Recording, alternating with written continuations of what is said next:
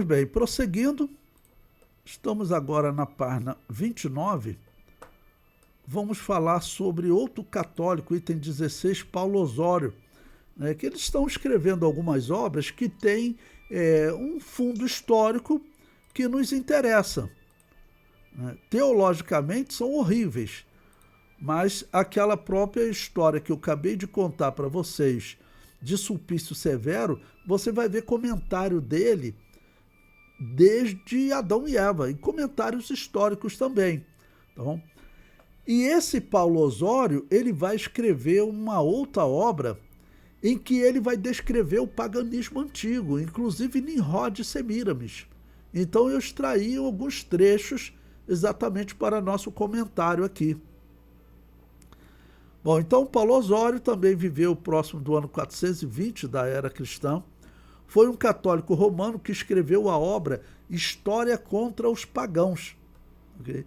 Então essa obra, ela traz uns comentários interessantes sobre o mundo antigo. Veja o que ele diz.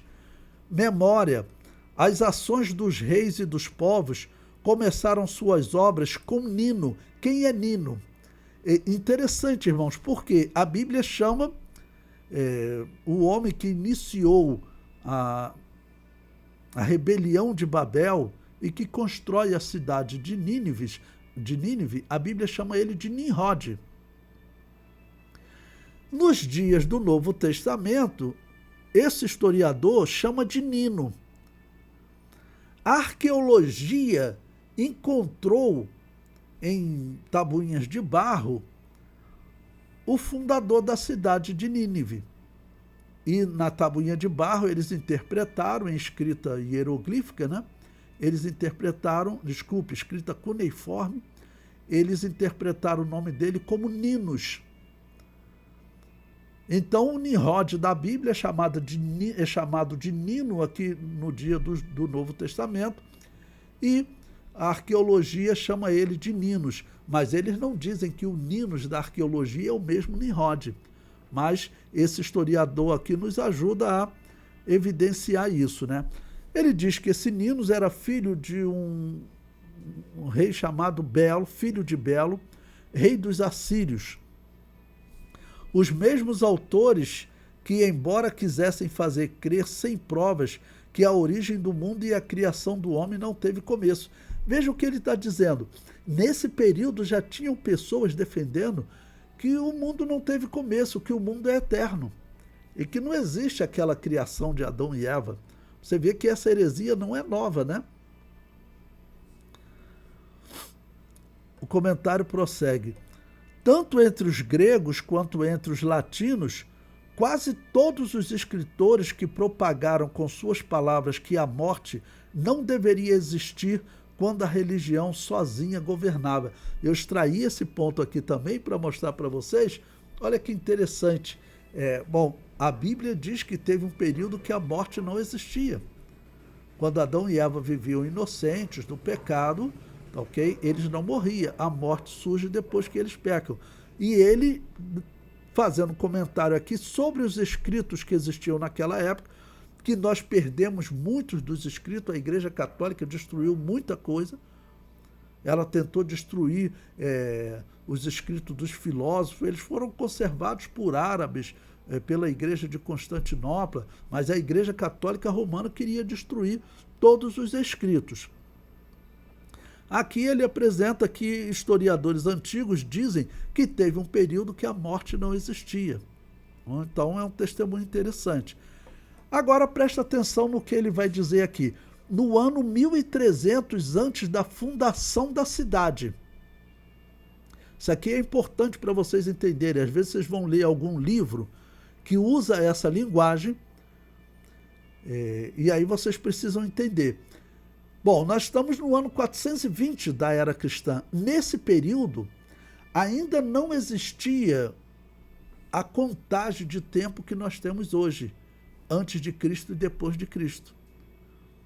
Essa contagem vai surgir próximo do ano 700, com um homem chamado Exíguos, só me lembrei o primeiro nome dele, tá bom? Bom, no ano 420 não existia contagem ainda antes de Cristo e depois de Cristo. Como que era feita a contagem? Era antes da fundação de Roma e depois da fundação de Roma. Então, se você quer fazer um cálculo dessa data que ele está colocando, você tem que somar, segundo a história, Roma foi fundada no ano 753 antes do nascimento de Cristo.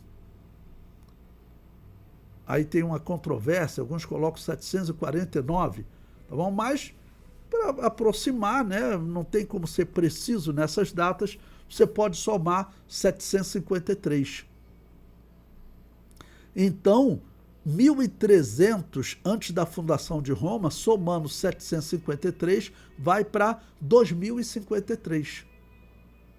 Tá bom? Isso é interessante, por quê? Porque a Bíblia, na sua cronologia, ela indica que o dilúvio ele aconteceu cerca de 2300 antes de Cristo. Eu falo sempre cerca, aproximado, porque essas datas não são precisas. Se o dilúvio ocorreu aproximadamente 2300 a.C., nós percebemos que a Torre de Babel e Nimrod, ele surge mais ou menos no ano 1100 a.C. Então, olha, nessa contagem dele, fundamentado na fundação de Roma, Nimrod teria vivido lá em 1053 a.C. Veja como as datas se aproximam. Tá ok? Bom, então prossigo na leitura, ok?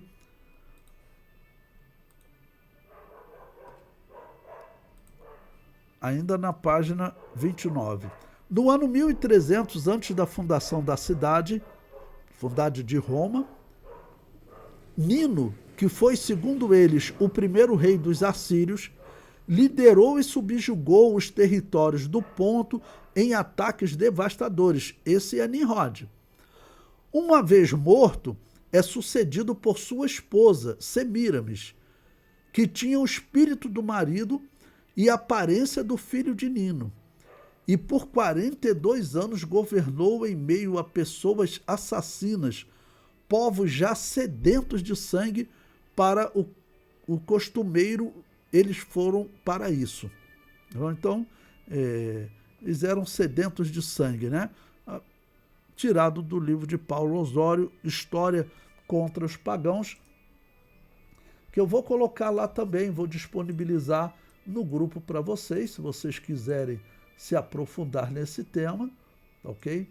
Olha, acabei de colocar lá o texto completo desse Paulo Osório, tá bom? Para vocês poderem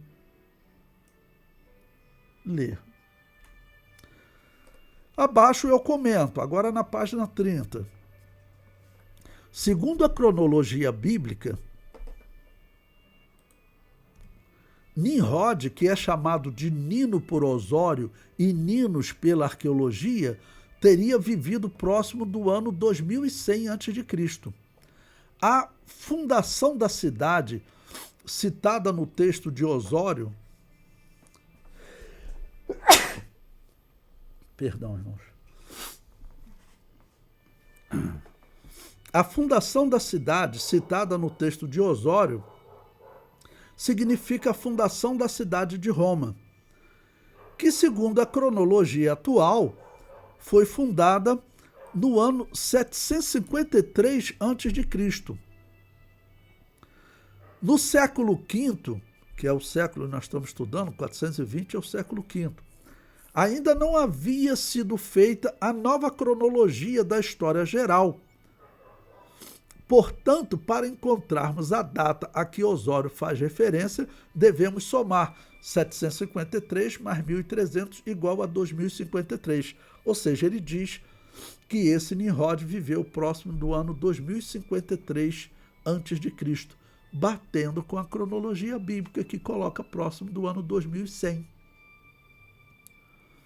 Então eu achei interessante esse comentário.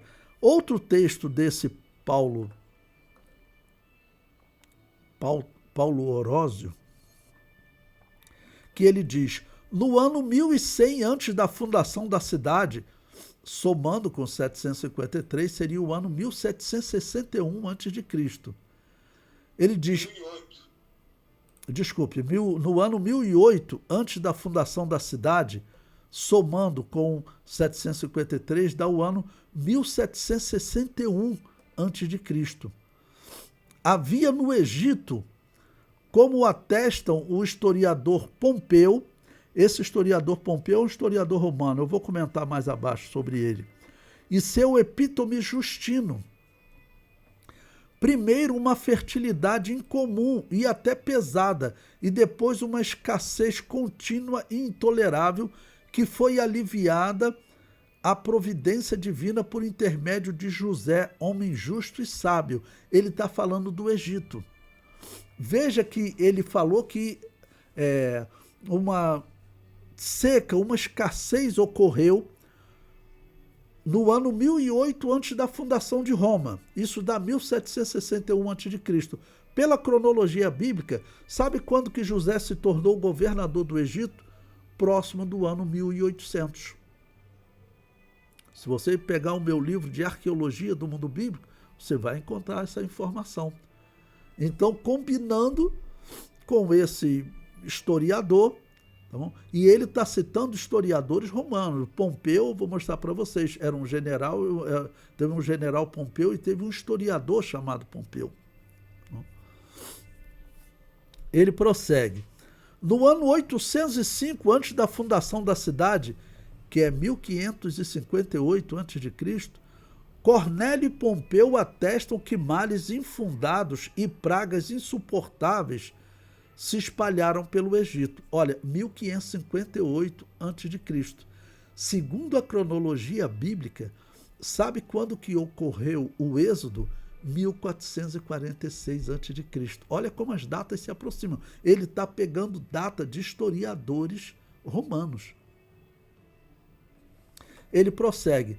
Esses autores, embora ambos apontem que esses infortúnios devem estar relacionados aos judeus, ainda assim me deixaram um tanto perplexo com a diversidade de suas opiniões, né? Paulo Orosio, História contra os Pagãos, 420 da Era Cristã.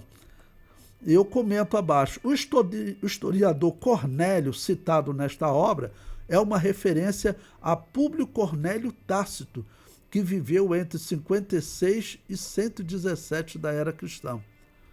Cineu Pompeu Trogo, que ele cita ali como Pompeu, né, foi um historiador romano do século I a.C., que escreveu as Histórias Filípicas, um compêndio de 44 livros sobre a história universal. O trabalho está perdido, mas é conhecido por meio de um resumo de Marco Juniano Justino, do século II. Então eu achei essa obra interessante para a nossa citação e história, né? Porque ele cita alguns pontos nessa obra dele. Eu coloquei o livro também lá, são 700 páginas, é cansativo, mas se você quiser ler, você vai poder descobrir ali coisas interessantes. Porque muito dessa história, irmão, muito desses livros, eles foram destruídos pela Igreja Católica. A Igreja Católica, nós sabemos, foram os católicos romanos, eles incendiaram a Biblioteca de Constantinopla. A Igreja de Constantinopla, a cidade de Constantinopla, eu tenho dito para vocês que ele era um catolicismo diferente. Por exemplo, ele abandonou as imagens de escultura, não abandonou o purgatório, mas as imagens de escultura eles abandonaram. Okay? E eles preservavam mais a história. Tanto que eu tenho citado para vocês aqui muito da história que foi preservado por um homem chamado Sócrates de Constantinopla. E a Igreja Católica, nos seus cruzados, nas suas guerras contra os islâmicos, vai ter um período que ela vai invadir a cidade de Constantinopla e vão incendiar a Biblioteca de Constantinopla, perdendo muitas obras. Porque o catolicismo ele quer acabar com a história. Acabou com muito da história. Por quê? Porque se a história toda estivesse completa nas nossas mãos, nós conseguiríamos ver exatamente quando que eles adotaram o incenso de Júpiter. e muitas das maldades que eles fizeram que não chegaram até nós. Eu tenho falado para vocês de uma obra que existe em espanhol, não existe em português. O título da obra é Os Crimes do Cristianismo. É uma obra em 10 volumes. O título da obra, na verdade, deveria ser Os Crimes do Catolicismo. Ou seja, do pouco de história que foi conservado, porque os católicos destruíram muita coisa, do pouco de história que foi preservado, os espanhóis anotaram os crimes do catolicismo, que eles chamam os crimes do cristianismo, e isso numa coleção de 10 volumes. Para vocês verem diante da instituição que nós estamos. Quando eu digo que ela matou mais do que Hitler, Mussolini, Lenin, Stalin e Mao Tse Tung juntos, eu não estou exagerando, ok?